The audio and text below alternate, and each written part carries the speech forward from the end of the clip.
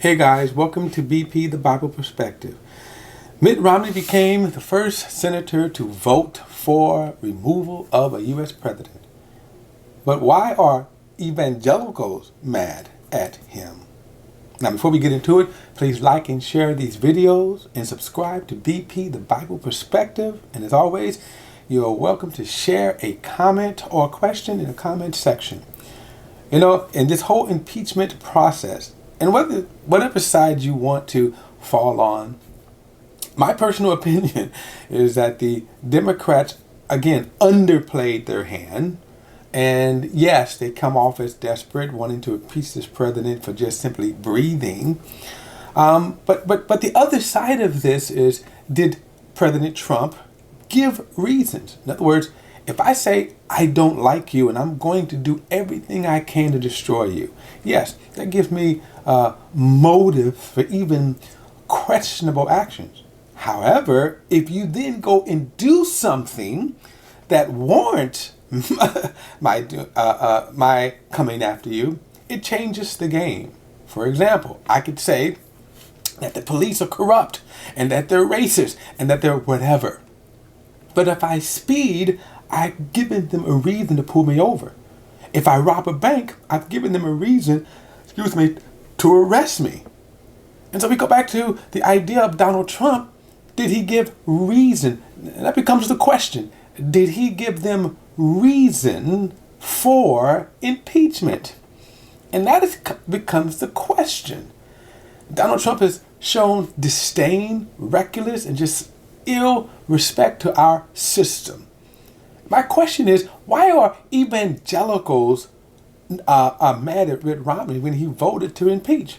Shouldn't the question would be, and I'm still waiting for this, and as I respond to Facebook and different people on Facebook, I'm always asking the question, did he lie? Did the witnesses lie? Is the information, is the actions wrong?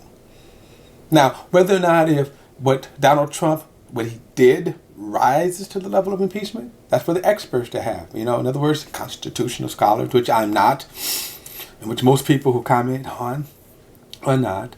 And I'm going to say this because I am always shocked and I'm always surprised at the Christian response. See, I understand Fox News. I understand the Republicans. I understand Mitch McConnell and Lindsey Graham and Ted Cruz. I understand the Democrats.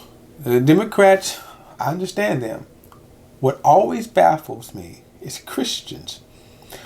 We're supposed to be the light. We're supposed to be truth bearers.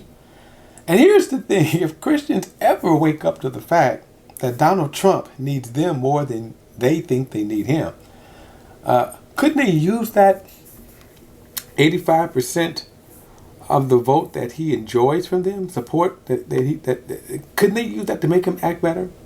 Instead, he even doubles down, and even now that the impeachment is over, he's acquitted. Which, by the way, the Republicans said that they were going to acquit him from the beginning. Now think about that statement.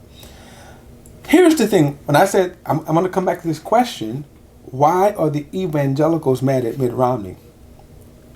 Did Mitt Romney do something wrong? Did he lie?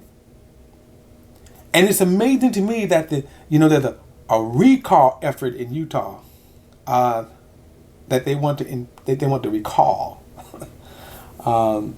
Mitt Romney. Why? Think about this. Why? And isn't it amazing that these very same people who want to recall Mitt Romney for simply voting his conscience, okay? They don't want to examine the evidence against Donald Trump and then make a reasonable conclusion or decision based upon that. And my point is, as Christians, as we jump on board this political agenda, this political thing right here, this political platforms, have we compromised our godliness? Have we compromised what values we say we have? The answer is yes. The very exact same thing. Not only when you look at statements by Lindsey Graham and Mitch McConnell, you go back in 20 years ago when they was impeaching Bill Clinton. They said the exact opposite that they're doing now. That's shameful, but I understand them. They're politicians. But Christians are supporting this. So now when we look at, here is Mitt Romney, okay, who says, I'm going to stand up for my convictions. Now, by the way, I'm no fan of Mitt Romney. He's a flip-flopper. And, okay, didn't vote for him in any race that he ran in. What I'm questioning is the Christian's perspective here. What is right or wrong? And that's the thing that gets me so perplexed. He voted on the evidence. He voted on what even the witnesses say that President Trump did. That the consensus by experts, by the way. In other words, what is amazing is that there's not a lot of consensus that President Trump is just lied upon. They're trying to frame him, that he's totally innocent. Now, of course, there are some Christians, they want to believe that. When you listen to different conservative media outlets and brands, yes, they're going to believe anything. But where's the evidence of it? And by the way, if you go back to those media outlets and stuff, they're talking about more they are talking about more of the process that they are looking at. And again, if you want to say if it's an unfair process, fine. But they're looking at things such as the subpoenas and things like that. If you want to look at that, fine. Fine. No problem. But bring it out fair and open. But again, I ask the question, why is it that merely because you disagree with Donald Trump, because you call his bad, that makes you bad? And this is the platform that evangelical Christians have hopped aboard.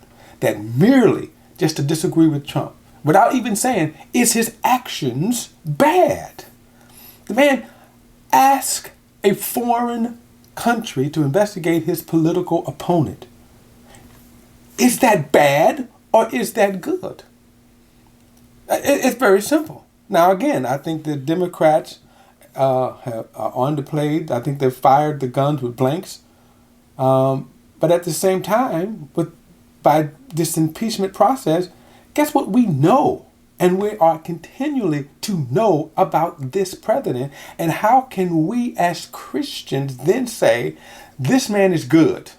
This man is God's choice. This man is the best president we ever had. You have Christians saying that. And yet at the same time, because Mitt Romney voted to remove him from office, he's the demon now. He's the demon. So again, I'm asking evangelical Christians. Why are you mad at Romney? Or, okay, why are you mad at anyone? Okay, guys, that's my perspective. I'll see you next time.